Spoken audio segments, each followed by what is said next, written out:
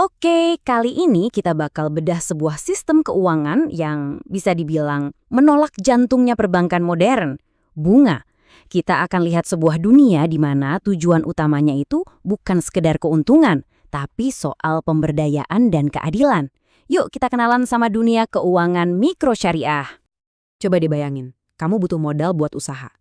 Tapi bukannya ketemu bankir yang ngomongin bunga, kamu malah ketemu partner yang siap nanggung resiko bareng-bareng sama kamu. Kedengeran mustahil ya? Nah, pertanyaan kok bisa inilah yang jadi inti dari obrolan kita kali ini.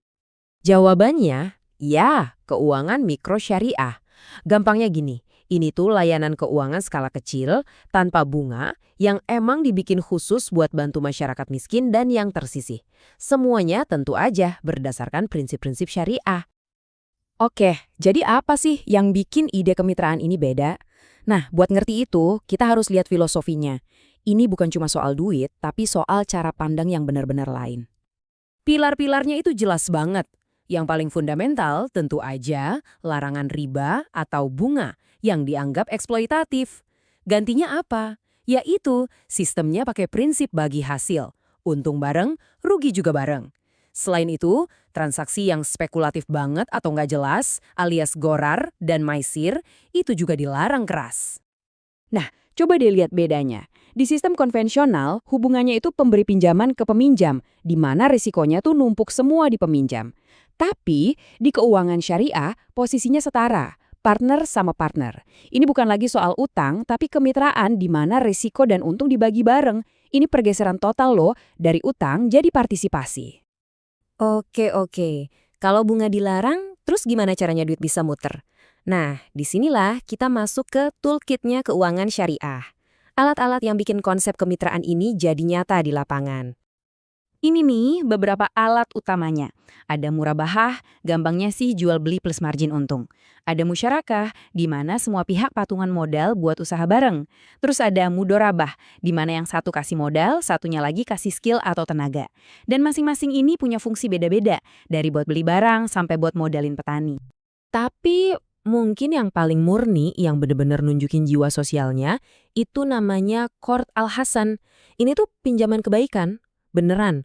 Bunganya 0%. Kamu pinjem 100.000, ya balikinnya 100.000. Ini instrumen yang kuat banget buat bikin dampak sosial yang nyata.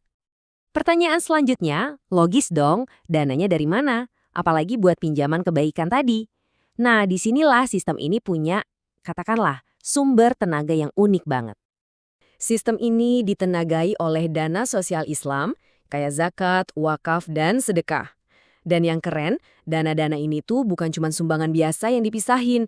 Mereka terintegrasi langsung ke dalam mesin keuangannya, jadi bahan bakar buat memberdayakan mereka yang butuh. Jadinya filantropi dan keuangan itu nyatu. Nah, contoh konkretnya ada di Indonesia. Namanya model BMT atau Baitul Ma'al Wat Tamwil. Bayangin aja ini kayak lembaga dengan dua mesin. Ada sisi Baitul Ma'alnya, ini kayak mesin sosialnya yang ngumpulin dana amal.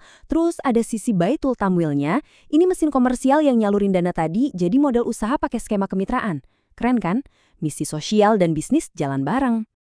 Tentu aja ya, model yang kedengarannya ideal ini bukan berarti tanpa tantangan. Yuk, sekarang kita lihat gimana sih kenyataannya di lapangan, di mana misinya kadang harus berhadapan sama realita. Jadi buat apa sih ini semua? Kalau kita lihat, tujuannya jelas banget. Nomor 1 itu pengentasan kemiskinan dan inklusi keuangan. Intinya ya, buat ngerangkul mereka yang selama ini nggak kelihatan sama bank biasa. Termasuk juga mereka yang emang nggak mau pakai sistem bunga karena keyakinannya. Dan disinilah dilema terbesarnya yang sering disebut paradoks laba ganda. Di satu sisi, lembaganya kan harus untung biar bisa terus jalan, biar bisa tumbuh. Tapi di sisi lain, misinya itu buat melayani orang-orang yang paling miskin. Yang, jujur aja, seringkali jadi klien paling berisiko. Ini tarik-menarik yang terus terjadi antara profit dan tujuan sosial. Terus, ada solusinya nggak? Mungkin teknologi bisa bantu. Misalnya, teknologi kayak blockchain bisa bikin semuanya jadi super transparan. Teknologi juga bisa ngurangin yang namanya asimetri informasi. Itu loh kondisi di mana lembaga keuangan nggak punya cukup info soal calon nasabahnya. Kalau datanya lebih bagus kan sistemnya bisa jadi lebih efisien dan ya lebih adil. Pada akhirnya, semua filosofi ini bisa kita ibaratkan kayak gini. Ini bukan soal ngasih ikan atau bahkan ngasih pancing tapi terikat utang.